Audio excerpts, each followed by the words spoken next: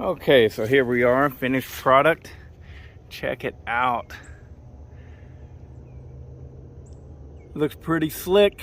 It's nice and tight, good and grippy.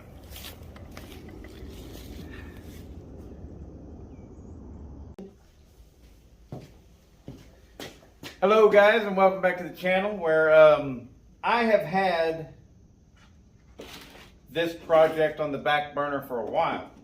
This right here is the wrap handle. It's a 562 XP wrap handle from a Husqvarna, and I decided to put it on my Jonsered 2258. But the rubber that was on this thing is gray, you know, Husqvarna. Well, Jonsered doesn't use that; it uses black, and so it's a no-go. I'm not going to use that. It didn't look right. It looked goofy. You can't dye it without dipping the whole thing in. You can't take those things off and dye them separately and then put them back on. So what's a boy to do? He gets a wrap.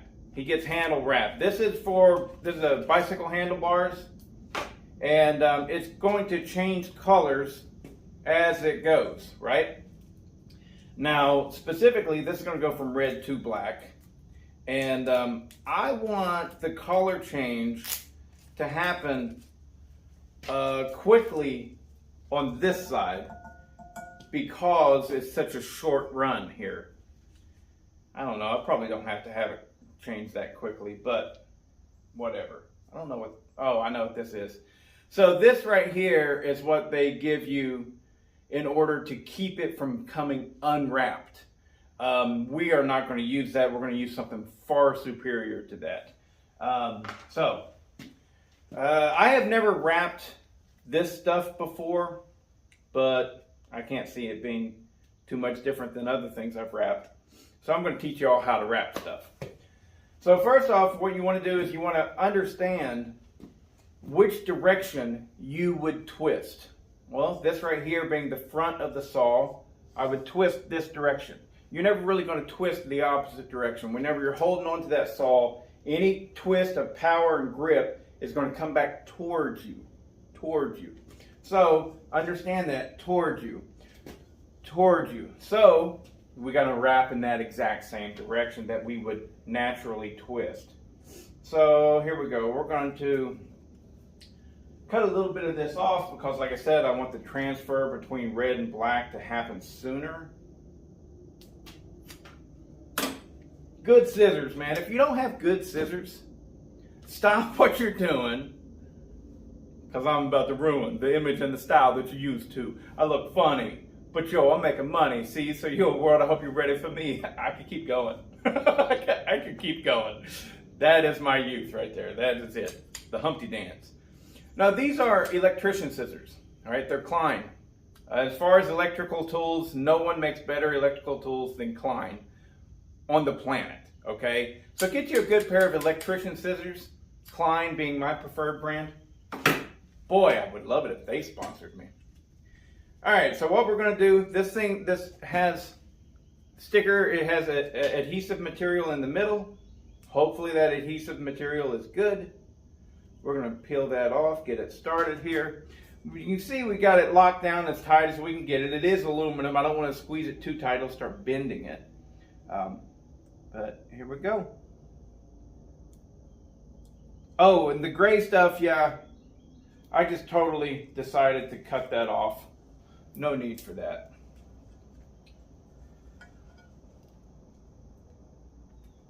All right, there we go.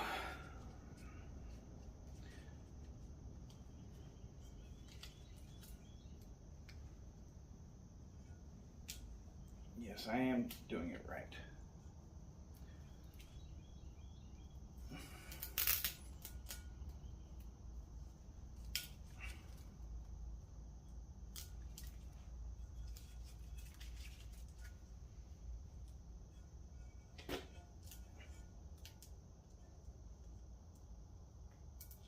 This is kind of tricky.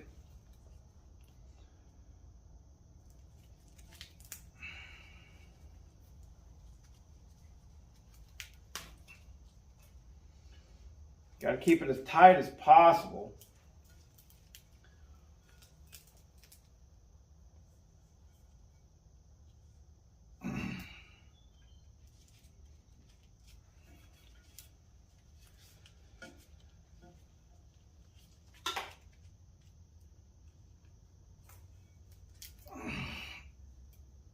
keeping it real tight.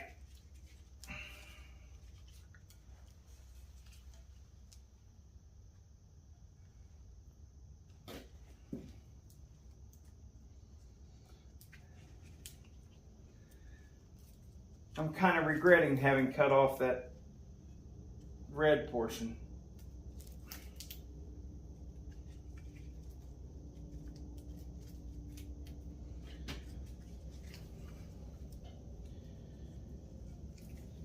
Kind of feel like it's made the transition a little bit too soon now.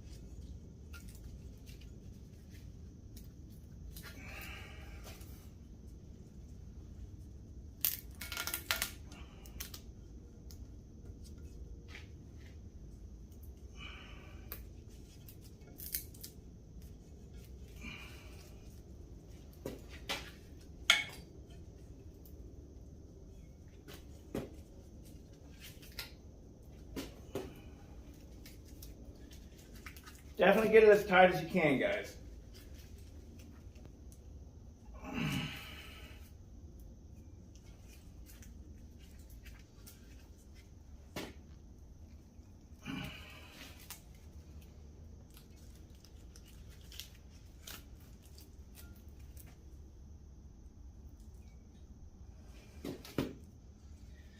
And whenever you terminate it, try and do so in an area that is inconspicuous. All right. There we go. Now what we do, we have some wire here. I don't know exactly what this wire is called, but you want it to be very accepting of being bent. You don't want it to have spring tension, and you want it to be pretty darn thin as well. So we'll start with this last piece because it's the most highest probability of coming loose on us.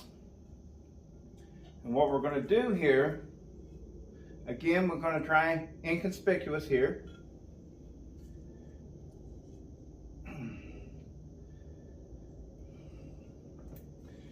This is, I don't know what these are called either. I don't know anything today. But they're designed exactly for what I'm about to do. You pinch it, you lock it in place, and then you pull, and they twist. Now don't get too tight because you will break that wire. It will break. Trim it off. Let's do this one real quick. Maybe you'll be able to see a little bit better.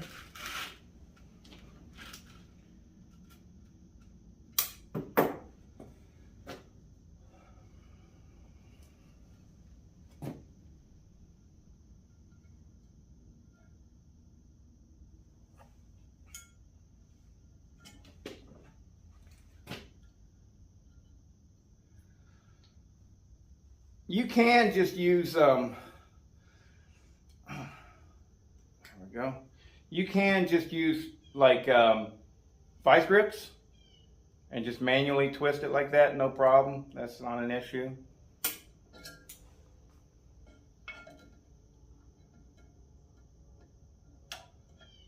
Don't cut it too short because we're going to do something with these ends here. Now both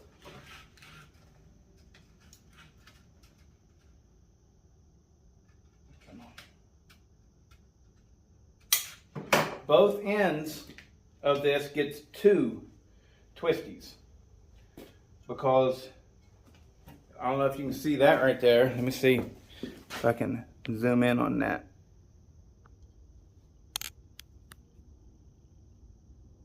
You can barely see. It's already starting to lift right there. I got one side strapped down, but the other side is starting to lift.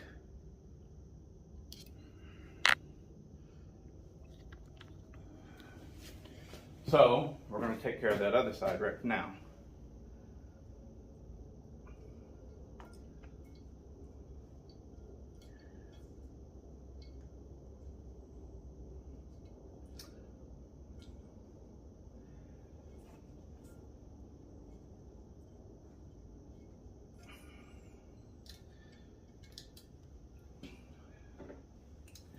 This is very much an old motocross trick. So literally, we would do this to our twist grips, our handlebar grips. This is what we would do, so that they don't slip off. Because, you know, whenever you're racing that rigorously, I mean, you're doing a lot to that machine. You are doing a lot to that machine. And whenever you're doing that, things have a tendency to fly apart. So yeah, you would safety wire everything.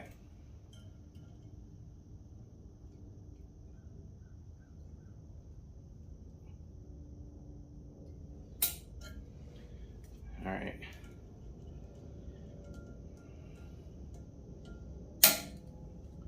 Okay, now let me get a pair of needle nose real quick.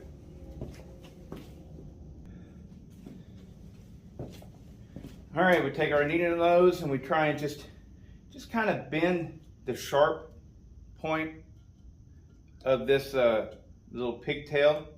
Kind of have it bending downwards and into the soft material. Because we don't want this stuff grabbing onto our hands, or our gloves, or any of that stuff. So if we pinch it, if we go downwards on it and send it into this soft material, then it's not catching onto us.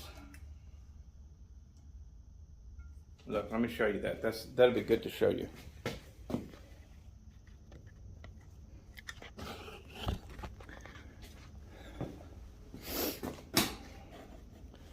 See how I did that? And now I'm going to take it and just push it into the material, like so.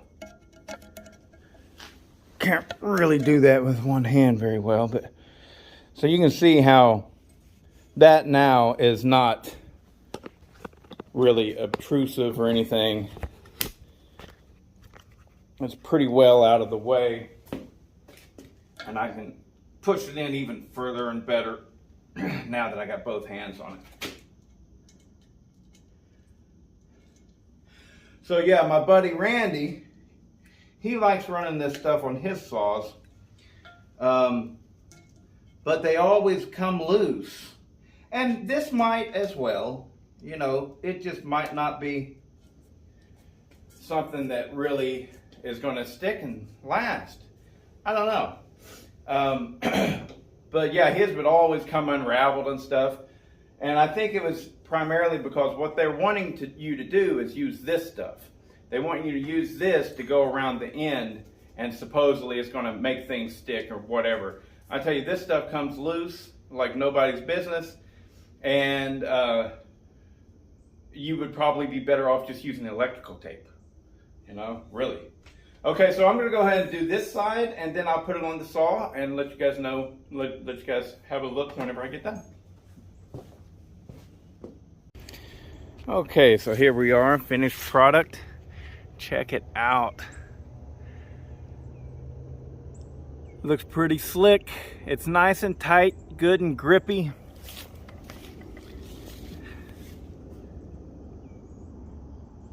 You wouldn't want just a solid red because, you know, then it gets dirty. So you do want the black, but you know, having a little bit in there, I think is awesome, really. So you can't really even, there you go. They're bent over and shoved into the foam, and it's no problem, especially once you got a glove on. And you wouldn't be here anyways. You'd be up here.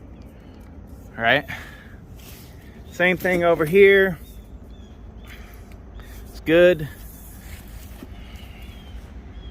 Bam. Now, am I going to make a promise that this is never going to come unwrapped? No, of course not. It might still come unwrapped. Am I going to recommend that you go out and cut your rubber off of your handlebar? No, because you can't replace that, or at least not really. I guess there's some funky stuff that you could do with some plastic dip or something maybe, but I was prepared for that with this saw. If this turns out that it unravels easily, then I'll probably do what Samish Sawworks does. Basically, he just uses hockey tape, the tape that they put on their hockey sticks and stuff, and he puts wire in. He puts wire on the handlebar before the hockey tape. That way, he's just got some texture, some grip. You know, look up his video if you want. Samish Sawworks. But anyways, I think that this is going to be far better than just using the tape that comes with this. Now, I bought this wrap off of Amazon. I think it cost me like 15 or 20 bucks for both wraps. It's for bicycle. Just type in bicycle handle wrap, done, and pick your poison. You know what color you want. They got all kinds of colors, all kinds of patterns and designs.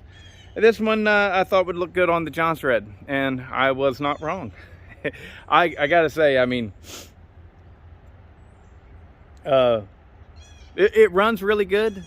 It ain't the most powerful thing and stuff, but it runs really good. The thing that I like is I think it's the coolest Johnson Red on the planet, which might mean it's the coolest chainsaw on the planet. I gotta say. The thing looks stellar. I'm running my custom-made Sugihara 22-inch bar. What I mean by custom-made is I bought a 24-inch bar, cut it down to 22. And you may think that that's weird. I don't. I feel like a 22-inch bar on a 60cc saw is perfection. All right, that is right where you want to be. 20 is a little bit too short. 24 is a little too long. 22 is just right. So the stickers, I made them, or the sticker, it's only one that I've made on this saw. The top cover, if you're new to the channel, the top cover, the starter cover are the covers for a 562 XP.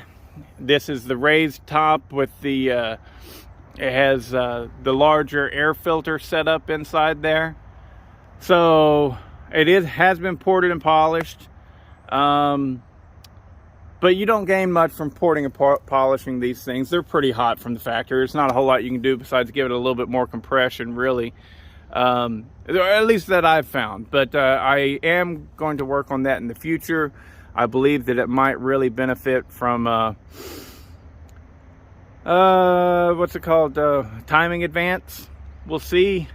And of course, I've got one of my Hammerhead exhausts, which this one right here, I need to go back into that because it's too much. The way that the cylinder leans back at a 55-degree angle, and therefore the exhaust just tends to just run right out of that opening there too easily. It needs to be hitting this wall, and so I've got to go in there and address that, make it a little bit different. Because as it is, really, I think the only thing that pipe's doing for it is just complete open flow, which is only good in a true racing environment, to where you're going through little teeny tiny stuff as fast as you can with as much RPM as possible, and you're just pouring fuel, just you have the ability to just pour fuel in there, and so it doesn't matter that you lose some out the exhaust. So if you ever wondered that, you know, whenever people, if you see an actual racing saw and they just, you know, just have a big old hole cut in the end of the muffler, right? The reason that is working for them is because they can flood that cylinder with so much fuel and air that it doesn't matter that you're losing some of your charge. And they're all about the RPM game. They don't really care so much for torque. I think I'm right in saying this. But it doesn't work that way for a firewood saw.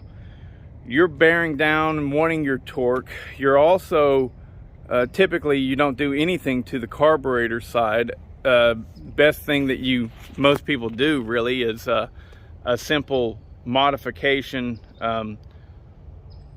cutting some holes so that it'll breathe better, but most people don't even do that. So what you're doing is you're running a saw with completely stock intake. You're not capable of feeding more fuel into that saw, and so whenever you lose charge out your overly modified muffler, well, then you're actually losing power. You're not gaining. So let's go ahead and fire this thing up and just do a cut with it, just because, you know. And I hope you enjoyed the video. See ya.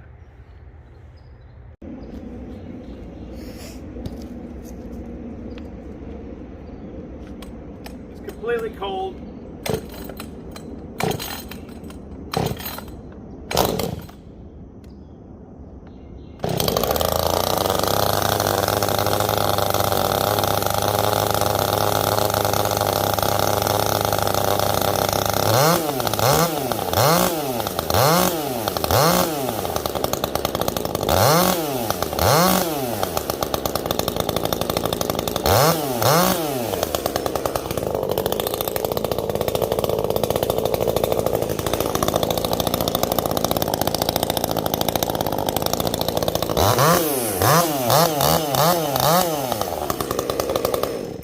I'm gonna grab some earplugs.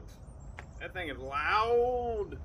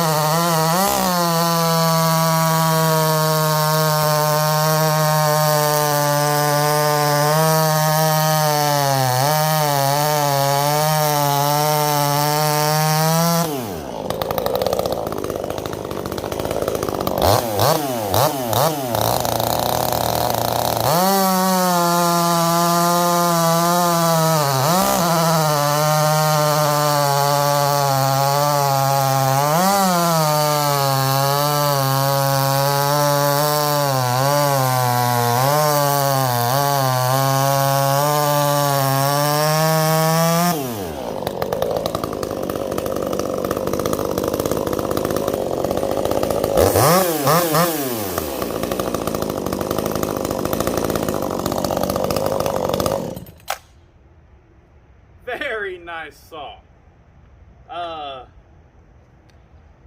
With that 22-inch bar completely buried like that in red oak, I will say it is a little bit too much for it. All right? Now, I mean, as you see, it handled it just fine, but completely buried in red oak, 22, Where we shine is whenever the log is about that long. That way we don't have to do any weird techniques to get around it and make sure we get the full length of the log. That's why I like a 22-inch bar. Not because I want to cut that big of wood, but because it's more flexible than a 20-inch bar. And a 20-inch bar on this saw, completely buried, no problem, right? So I'm not looking to completely bury this so much as I am just simply be more handy and be more capable of cutting bigger wood should I need to. But I love that saw, and it'll outcut my Direwolf, my 590 Timberwolf that has been mildly modified. It will definitely outcut it. It makes more power and it has more RPM, right? But the biggest thing is the RPM. If the 590 was capable of pulling the same RPM, it would have more horsepower, but it doesn't. That thing's a torque monster, but it doesn't have very high RPMs. I mean, it's not bad, but still, that's how it works. Torque, like somehow multiplied and divided and subtracted by RPM, is how you get horsepower. And so this has more horsepower than my modified Echo 590, but it doesn't have as much torque, and it's all because of this one's capable of generating more RPMs. But yeah, freaking love it. This is a stellar saw, man. God. All right, that's enough. That's enough.